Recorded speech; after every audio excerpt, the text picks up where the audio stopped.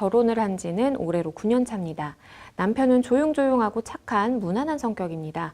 그런데 이 사람이 기가 막힌 일을 당했습니다. 뉴스에서나 듣던 몸캠 피싱을 당했다는 건데요.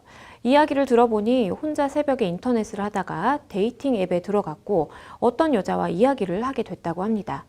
그런데 이 여자가 혼자 하는 모습을 찍어서 보내달라고 했고 서로 그런 영상들을 주고받았다고 하는데요. 그런데 바로 다음 날 피싱 조직원에게 연락이 왔고 돈을 보내달라면서 이 남편의 휴대전화에 저장된 번호로 그 영상을 보내겠다는 협박을 받았다는 겁니다. 겁에 질린 남편이 돈을 보내지 않자 남편의 휴대전화 번호를 해킹한 피싱 조직원이 제게 남편 동영상 캡처 사진을 보냈고 제가 이 사실을 알게 됐습니다.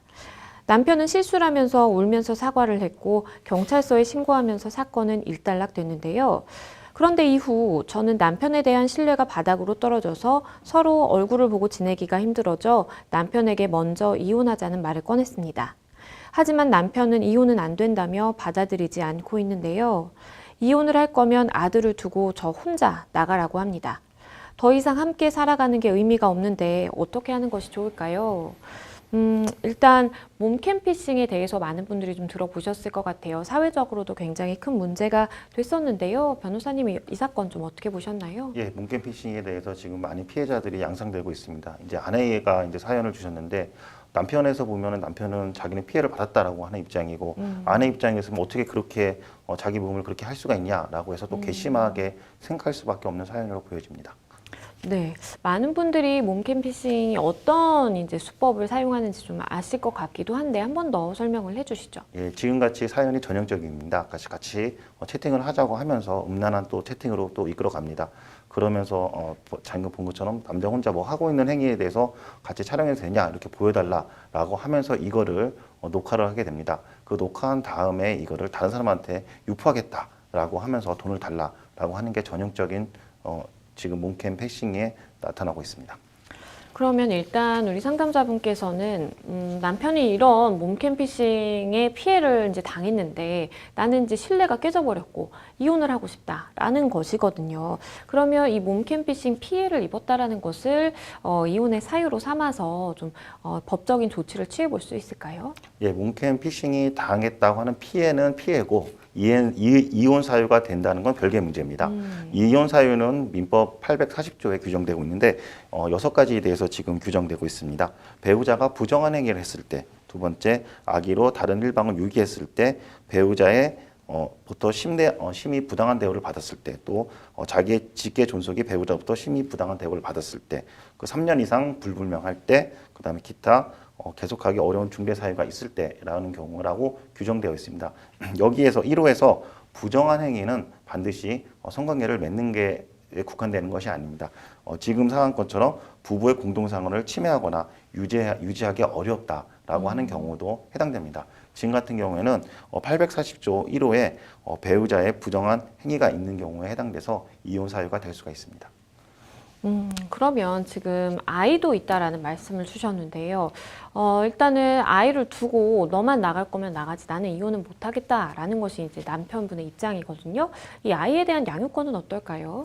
예, 양육권과 또 이혼 사유는 또 별개입니다. 남편이 기책 사유가 있다 하더라도 반드시 양육권이 아내한테 있다. 이렇게 논리를 전개하는 건 어렵습니다. 우선 법원의 판례를 보면은 양육권의 경우 자녀의 복리, 누구한테 자녀가 부모 중에 누구한테 가는 게 가장 자녀의 복리에 적합한가를 먼저 판단하게 됩니다. 우선 2008년도 대법원 판례에서 명확하게 규정하고 있는데요. 미성년자의 성별과 연령, 그 다음에 부모의 애정, 양육 의사의 유무를 가장 먼저 기초적으로 판단하고 또 양육에 필요한 경제적 능력의 유무, 그 다음에 부와 모와 사이의 미성년자의 친밀도, 그 다음에 미성년자의 의사, 이런 것들을 종합적으로 고려를 해서 과연 부모, 그러니까 아버지와 어머니 중에 누가 가장 자녀의 복리에 적합한지를 판단하게 됩니다.